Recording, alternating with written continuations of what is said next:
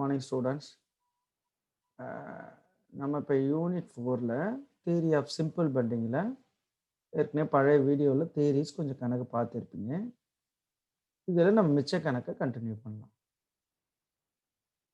Question number 5.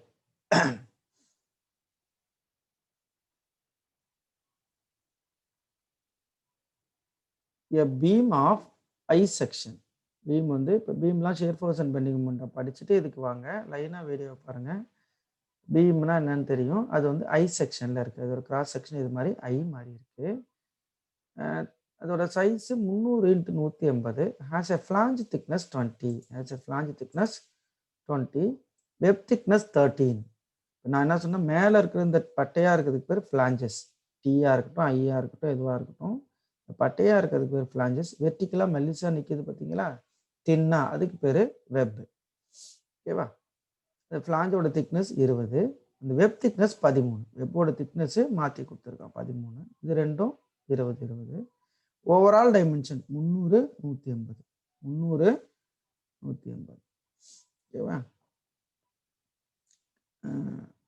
Compare its flexural strength with that of a beam of rectangular section of same material, same weight, when the depth is being twice width. இதையும் ஒரு rectangular பீமோட flexural ஸ்ட்ரென்த்தை compare பண்ணுங்கன்றாங்க. Flexural ஸ்ட்ரென்த்தை compare பண்ணுங்க. எப்படி? அது வந்து இன்னும் ஒன்று வந்து ரெக்டாங்குலாக இருக்குது.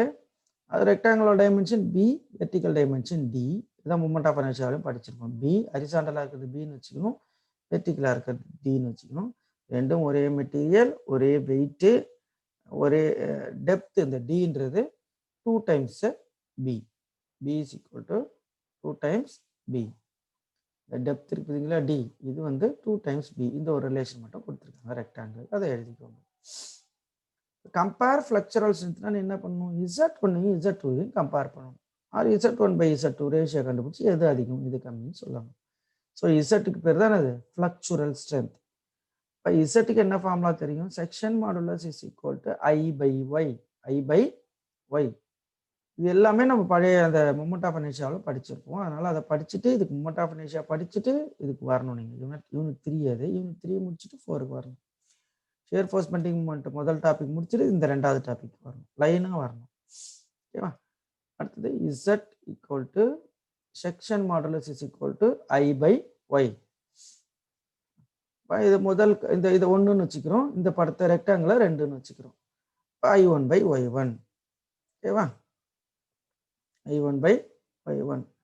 For I section, moment of inertia of I section is equal to BdQ/12 minus BdQ/12 வச்சிருக்கோம். என்ன பண்ணிருக்கோம், நம்ம சிம்பிளா இது I ஒன்னா கண்டுபிடிச்சி கூட்டி எங்கெல்லாம் கணக்கு போட்டிருப்போம்.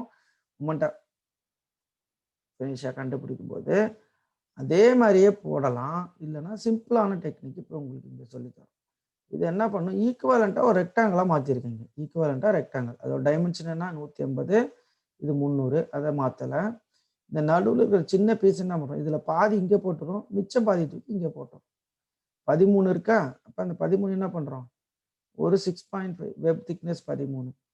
அப்போ என்ன பண்ணாத ஒரு 13 இங்கே 6, இங்கே 6 இப்படி போட்டால் என்ன ஆகும், அதோட திக்னஸ் வந்து ரெக்டாங்கிள் மாதிரி. இங்கே ஒரு 6, இங்கே ஒரு 6, நடுவில் இருக்கிற இங்கே போட்டால் என்ன ஆகும், ரெக்டாங்கிள் மாதிரி. இது அப்படியே நோத்திட்டு போயிடும். இந்த நோத்திட்டு போய் இங்கே விட்டுறோம், இங்கே இருக்கிற பீஸை நோத்திட்டு போய் இங்கே விட்டுறோம்.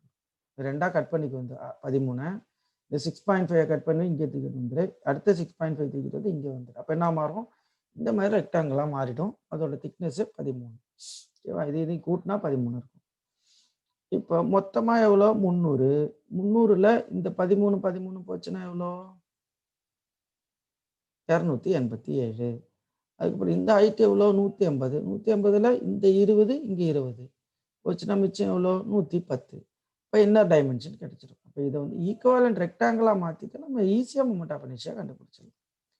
இப்போ நம்ம என்ன பண்ணுறோம், BdQ/12 மேலே இருக்கிறது 1ன்னு வச்சுக்கிறோம், உள்ளே இருக்கிறத 2ன்னு வச்சுக்கிறோம். ஏன் அதை கழிக்கிறோம், இது வெளிப்படுத்துகிற உள்படுத்துகிற கழிச்சா தான் இது நமக்கு இந்த ஏரியா கிடைக்கும். ஹாலோவாக இருக்குது பார்த்தீங்களா, ஹாலோனா மெட்டீரியல் இல்லாமல் இருக்குது. அப்போ இதுலேருந்து மைனஸ் பண்ணிக்கணும். ஓகேவா? இதுலேருந்து இதை மைனஸ் பண்ணால் இந்த ஏரியா நமக்கு வந்துடும். இப்போ BdQ/12 எல்லாத்துக்கும் BD தான் தெரியும். சப்ஸ்டியூட் பண்ணோம்னா get the value.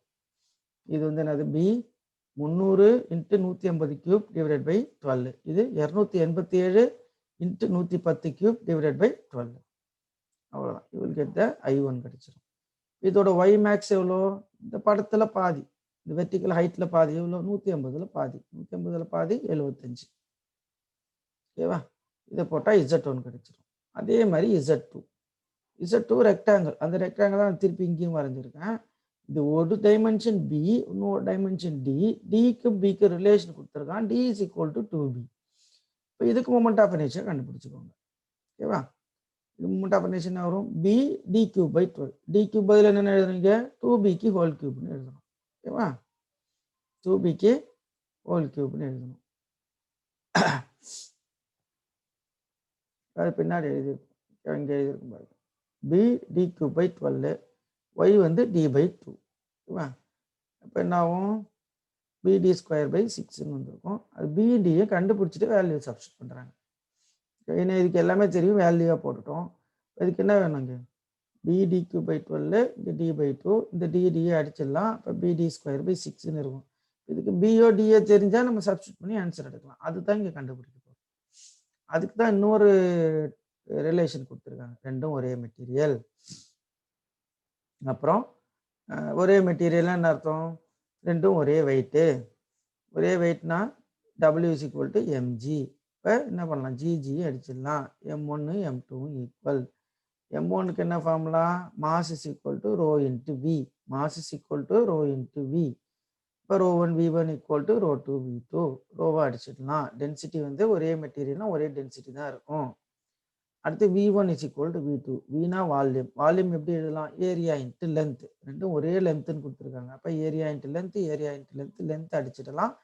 we will get a1 equal to a2. a1 equal to a2ன்னு வந்துடும். இதுதான் இப்போ நம்ம கிடைச்ச ரிலேஷன். ஒரே மெட்டீரியல், ஒரே லென்த்து, இதெல்லாம் போட்டோம்னா நமக்கு a1 equal to a2ன்னு வந்துடுச்சு. இப்போ நம்ம a1 என்ன பண்ணோம்? ஃபர்ஸ்ட் படம் ஐ செக்ஷன். ஐ செக்ஷனோட ஏரியா எவ்வளோ? b1 d1 b2 d2ன்னு வச்சுக்கலாம். நம்ம ஈக்குவலண்ட்டாக மாற்றிட்டோம். இதை நம்ம மாற்றின படம். இதோட ஏரியா எவ்வளோ? b1 d1 ரெக்டாங்கிளோட area. அடுத்து உள்ள இருக்கிற ரெக்டாங்கிளோட மைனஸ் பண்ணால் இந்த ஏரியா வந்துடும். இப்போ b1 d1 minus b2 d2. இதுதான் ஏரியா ஆஃப் ரெக்டாங்கிள். இது தெரியும். இதுவும் a2வும் ஈக்குவல். a2 என்னது? இந்த படம், இந்த படத்தோட ஏரியா. இந்த படத்தோட ஏரியா எப்படின்னா b into D. b into D. டிக்கு பதில் என்னன்னு சப்ஸ்டிட் பண்ணணும்? டிக்கு பதில் 2bன்னு சப்ஸ்டிட் பண்ணணும். இப்போ b into 2b, 2b square equal to இந்த ஆன்சர். a1 கண்டுபிடிச்ச பார்த்தீங்களா? அந்த a1 ஈக்குவேட் பண்ணிக்கோங்க. ஏன்னா a1 a2வும் ஈக்குவல். அதை ஈக்குவேட் பண்ணோம்னா இப்போ b square is equal to ஒரு ஆன்சர் வந்திருக்கும். இதுக்கு ரூட் எடுத்தோம்னா you will get b is equal to 81.9.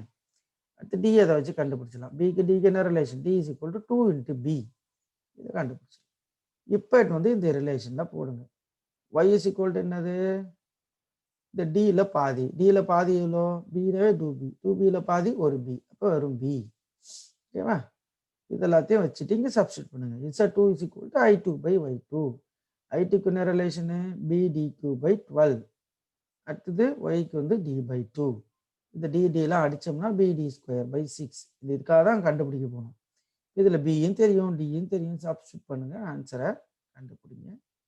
இப்போ என்ன பண்ணுங்க? z1 divided by z2. இதெல்லாம் ஏன் கண்டுபிடிச்சோம்? z1 டிவைடட் பை z2ஓட ரிலேஷன் தான் ஃப்ளெக்சுரல் ஸ்ட்ரென்த். z1 ஒரு வேல்யூ கண்டுபிடிச்சிடும், z2 வந்து ஒரு வேல்யூ கண்டுபிடிச்சிடும். z2னா என்னது? Section modulus. இதோட ரேஷியோ இப்போ 1.909 வருது. இப்போ என்ன அர்த்தம்? இந்த z2 இங்கே மேலே போனால் பெருக்குமா? அது z1 is equal to 1.909 z2. இப்போ என்ன அர்த்தம்? z2 விட கிட்டத்தட்ட 1.9 டைம்ஸ் z1 வந்து ஸ்ட்ரென்த்தாக இருக்குது. ஒரே மெட்டீரியல், ஒரே வெயிட்டு, எல்லாம் ஒரே வெயிட்னா ஒரே வேலை தான் இருக்க போகுது. ஆனால் எவ்வளோ ஸ்ட்ரென்த் அதிகமாக இருக்கும்போது கிட்டத்தட்ட 2 மடங்கு. 1.9னா 2 டைம்ஸ் வந்து ஸ்ட்ரென்த்தாக இருக்க போகுது. யாரு? z1 யாரு? ஐ section. I section is approximately 2 times stronger then rectangular section. அதனால தான் நிறைய பில்டிங்கில், ரூஃபில், ரயில்வே ட்ராக்ல இதுலலாம் என்ன இருக்கும்? ஐ செக்ஷன்ல இருக்கும். போய் பாருங்க, எல்லாமே ஐ மாதிரி தான் இருக்கும். ஒரே மெட்டீரியல், ஒரே வெயிட்டு, ஒரே செலவு பண்ணுறோம். ஆனால் இது ஸ்ட்ரென்த் அதிகம். 2 மடங்கு ரெக்டாங்கிளை விட அது அதிகம். அதனால ஐ செக்ஷனில் போட்டால் இந்த பில்டிங்கு, பீமு, இல்லை ரூஃபு, ரயில்வே ட்ராக்கு எல்லாம் ஸ்ட்ராங்காக இருக்கும். ஓகேவா? With this, you can move to the next problem. A rectangular beam of 200 mm deep, 100 mm wide is simply supported over a span of 8 meters. ஒரு ரெக்டாங்குலர் பீமுக்கு டைமென்ஷன் கொடுத்துருக்கான். ஒன்று 100 B, D வந்து 200, அதோட span வந்து 8 மீட்டர், லென்த் வந்து 8 metre. இதோட cross section தான் இங்கே சின்னதாக வரையணும். அதை நான் இங்கே பெருசு இதுதான் இந்த கிராஸ் செக்ஷன் சின்னதாக வரையாத கொஞ்சம் பெருசாக வரைஞ்சிருக்கேன். அது நடுவில் ஒரு பாயிண்ட் லோடு இருக்குது, அது 25 kilonewton. Determine the maximum stress in the beam. Also calculate the value of longitudinal fiber stress at a distance of 25 meter from the top surface. இதெல்லாமே கண்டுபிடிப்போம். இந்த மாதிரி பெண்டிங்கில் மேக்ஸிமம் ஸ்ட்ரெஸ்ன்னு கேட்டாங்கன்னா நம்ம எங்கே போகணும்? M/I is equal to bending equation எழுதணும். M/I is equal to F/Y is equal to E/R. நமக்கு இங்கே ER கொடுக்கல, அதனால அந்த டேர்மை விட்டுட்டோம். இப்போ M/I is equal to F/Y. இதில் முதல்ல மேக்ஸிமம் வேல்யூ கேட்குறாங்க, எஃப் மேக்ஸு கேட்குறாங்க. அடுத்து எஃப் வந்து 25 mmல இருக்கும்போது எவ்வளோன்னு கேட்குறாங்க. ரெண்டுத்தையும் கண்டுபிடிப்போம். இதுக்கு முதல்ல மேக்ஸை கண்டுபிடிப்போம். மேக்ஸிமத்துக்கு என்ன வேணும்? ஒய் மேக்ஸ் வேணும். ஒய் மேக்ஸ்னால் எவ்வளோ? இதான ஒய், இந்த வெர்டிக்கலில் பாதி 100 mm, அது கண்டுபிடிச்சிட்டோம். அடுத்தது எம் வேணும். இந்த பீமுக்கு எம்முக்கு என்ன ஃபார்முலா? ஒரு பீம் ஃபார்முலா எழுதிட்டே வரும். நமக்கு 4 டைப் ஆஃப் பீம் தான் இருக்குது. கேன்டிலீவரு, அதில் வந்து point load UTL, simply supported, point load UTL. இந்த 4 எழுதியிருப்போம், ஃபார்முலாவில் இருக்கும். இங்கேயும் ஒன்றா இருக்கும். ஃபார்முலா சம்மப் பண்ணியும் கொடுத்துருப்போம். ஓகேவா? இந்த மாதிரி சிம்பிளி சப்போர்ட்டட் வித் பாயிண்ட் லோடுனா maximum bending moment is equal to WL/4. WL/4. இதே யூடிஎல் வந்துச்சுன்னா WL²/8. யூடிஎல் வந்துச்சுன்னா maximum bending moment equal to WL²/8. அப்பப்போ இதை காதில் வாங்கிக்கணும், அப்போதான் ஞாபகம் இருக்கும். இந்த பீமுக்கு WL/4. இது நமக்கு என்ன தெரியும்னு பாருங்கள். எம் கண்டுபிடிங்க. W கொடுத்துருக்காங்க, I think it is given 25 kilonewton. 25 kilonewton மாற்றத்துக்கு 1000 volt வரைக்கும் இருக்கும். எல் வந்து 8 மீட்டர், மீட்டர் என்ன பண்ணணும்? மில்லி மீட்டரில் மாற்றணும், அதனால 8000 போட்டிருக்கோம். Divided by 4. இப்போ நமக்கு எம் கிடச்சிச்சு. நியூட்டன்லேயும் மில்லி மீட்டர்லேயும் கிடச்சி. கிலோமீட்டர் நியூட்டனாக மாற்றிருக்கோம், மீட்டரை மில்லி மீட்டராக மாற்றிருக்கோம். ஓகே, அடுத்தது I, moment of inertia I. M கண்டுபிடிச்சிட்டோம், ஒய் கண்டுபிடிச்சிட்டோம், ஐ கண்டுபிடிச்சோம், இது எஃப் கண்டுபிடிச்சிடலாம். அப்போ I moment of inertia I for, இது என்ன பீம் சொல்லியிருக்கோம்? ரெக்டாங்குலர் டைமென்ஷன் கொடுத்துருங்க. ரெக்டாங்கிளுக்கு என்ன மூமெண்ட் ஆஃப் இனர்ஷியா? BD3/12. இப்போ 100 × 200³ டிவைடட் பை 12. எல்லாமே மில்லி மீட்டரில் இருக்குது. எல்லாமே மில்லி மீட்டரில் ஆன்சர். Millimetre millimetre millimetre. ஓகேவா? இதை எடுத்துட்டு போய் அந்த மேலே இந்த ஃபார்முலாவில் சப்ஸ்டியூட் பண்ணுங்க. M/I is equal to F/Y. F max, Y max. நமக்கு எஃபோட வேல்யூ கிடைச்சிரும். எஃபோட வேல்யூ கிடைச்சிரும். ஓகேவா? அடுத்தது என்ன கேட்குறாங்க? Stress at 25 mm from top surface. மேலே இருந்து 25 தள்ளி இந்த இடத்துல எவ்வளோ ஸ்ட்ரெஸ் இருக்கும்? இந்த இடத்துல எவ்வளோ ஸ்ட்ரெஸ் இருக்குன்னு கேட்குறாங்க.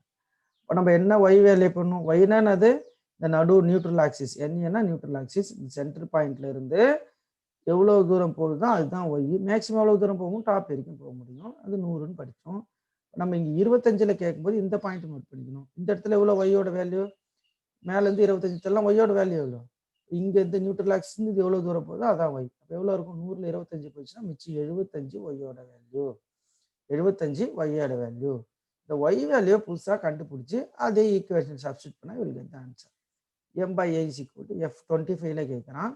ஒய்யோட வேல்யூ எவ்வளோ? 75ன்னு கண்டுபிடிச்சி வச்சுருக்கோம். அதான் இங்கே போடுங்க. எம் அதே தான், ஐ அதே தான், எஃப் கண்டுபிடிக்க போகிறோம். ஒய்யை மட்டும் மாற்றி போகணும். ஒய்யை மாற்றி போட்டால் என்ன கேட்குறானோ அதுக்கேற்ற மாதிரி ஒய் போட்டுக்கணும். மேலேருந்து 25, மேலேருந்து 30னா இந்த மிச்சத்தை போட்டோம்னா ஒய் கிடைச்சிடும். ஒய்யை போட்டால் இவளுக்கு எடுத்த ஆன்சர். ஓகே,